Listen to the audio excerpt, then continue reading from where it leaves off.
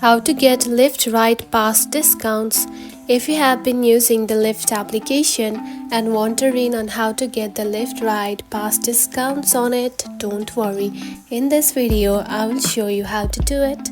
So let's get started. First of all, open the Lyft application. So to get the pass discounts, you need to get the pink membership. Tap onto your button. Then here you can find Lyft Pink, select it. Now tap on to join now. From here simply choose a plan, tap on to select plan. Now from here simply choose the pink membership and you will get the Ride Pass discounts. Next is you can simply get the promo codes. Enter promo codes in the rewards tab of the Lyft to receive ride discounts. Tap on to rewards right here. Tap on to enter code and enter the code and you will get the Ride Pass discounts.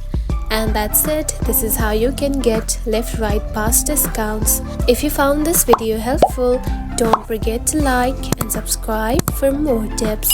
Thanks for watching.